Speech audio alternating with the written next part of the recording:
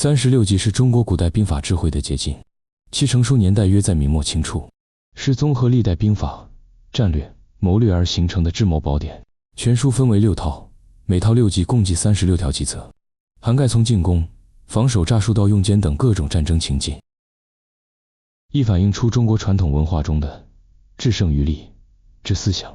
尽管它的形式源于军事，但其内容超越了战场，渗透到政治、经济、外交、商业、人生各层面，成为策略思维的代表。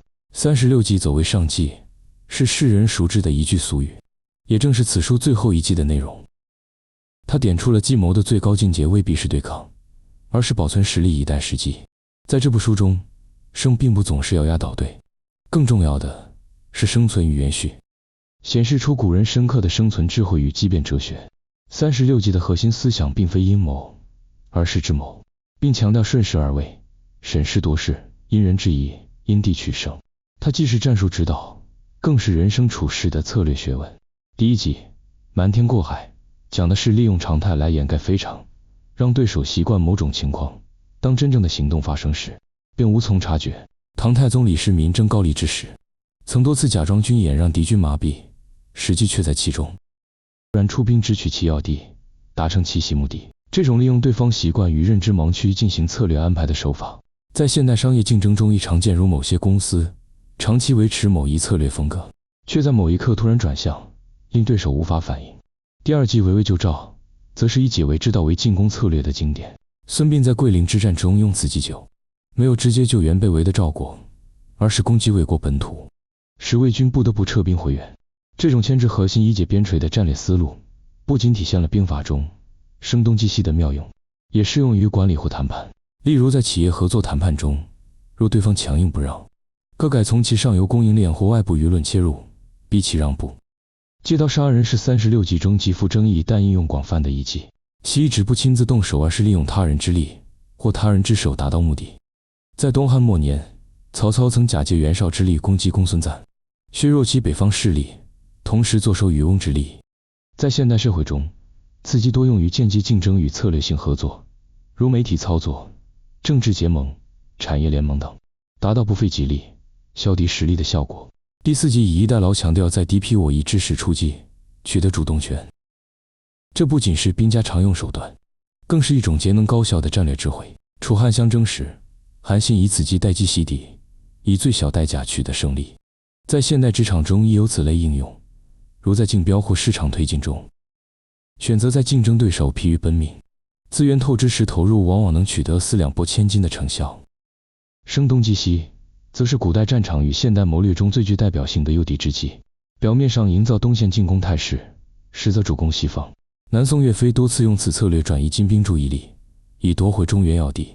在现代科技与市场发展中也常见类似操作，如品牌在表面强推某款产品，引诱竞争对手模仿，而真正的主打品则在暗处蓄势待发。第六计无中生有，看似荒诞，却是创造优势与主动权的绝妙之计。这不仅是军事诈术，更是思维方式的跃迁。赤壁之战中，周瑜用空城计迷惑曹操，实乃无中见有的具体展现。企业品牌操作中创造话题、虚拟需求或未来愿景亦属此类策略。如某些科技公司为正式推出产品，却先行宣传理念，引发市场热议与期待。远交近攻，在外交与战争中极具操作性。战国时，齐国以此计联合远方诸侯抗衡邻近的强国，在现代国际关系中也屡见不鲜。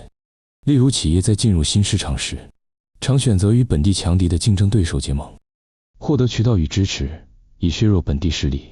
第九计各按关火，主张在他人对抗、观望不动，等待良机。三国时，刘备曾在孙权与曹操交战之际不及参战，最终坐收其利。在市场竞争中，亦常见企业在两强相争时保守观望，待时机成熟再出击，这是一种避免损耗而积蓄力量的策略。暗度陈仓，以表面撤退，实则另辟路径为核心。如韩信假装从正面撤军，实则从陈仓突袭取得胜利。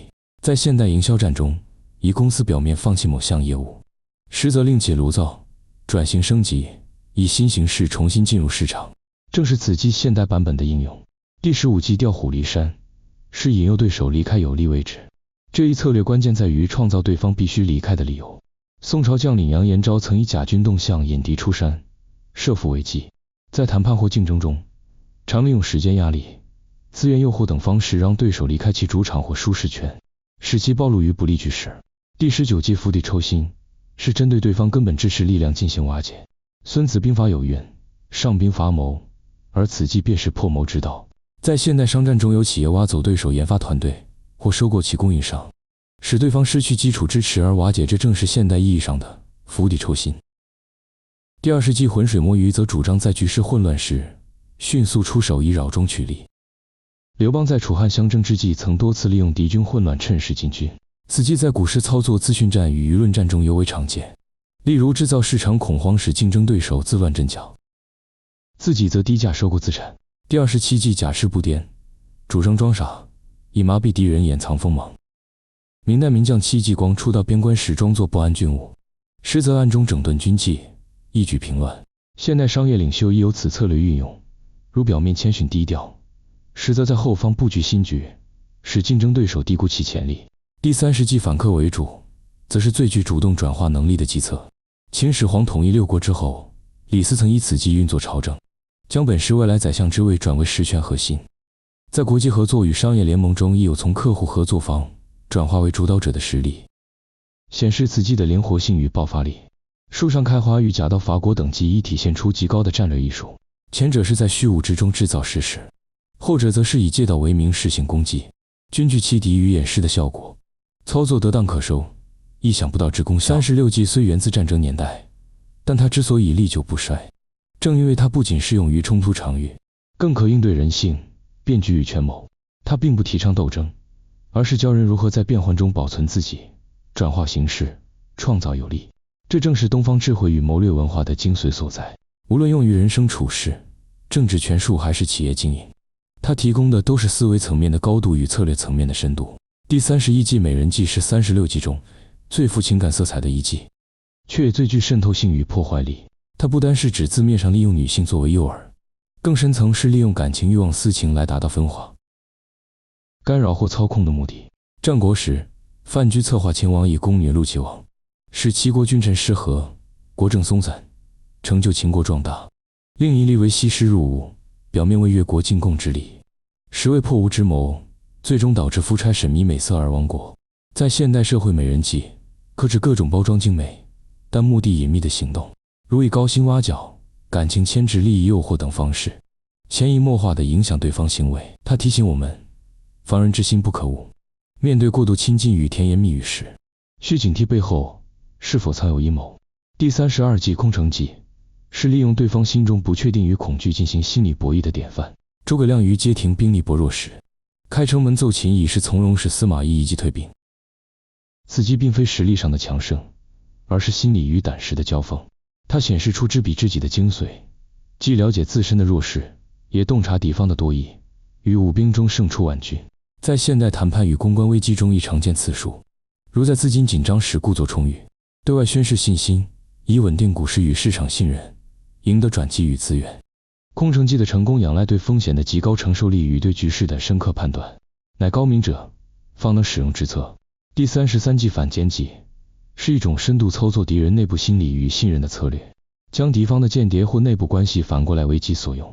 三国时，曹操利用间谍之计，离间袁绍与田丰、沮授等谋士，使援军指挥紊乱，自毁前程。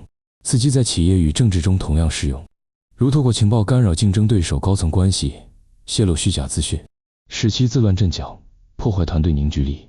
使用此计者需具备缜密计划与深谋远虑，否则反受其害。而反间的最高境界，则是让敌人无法辨识真伪，从而陷入猜忌与分裂，在内耗中败亡。第34计苦肉计属于自损求胜之策，借由自我牺牲或承受痛苦来取信敌人，进而实现更深层的计划。三国时，黄盖受周瑜命令自愿挨打，以博取曹操信任，最终成功实施火攻。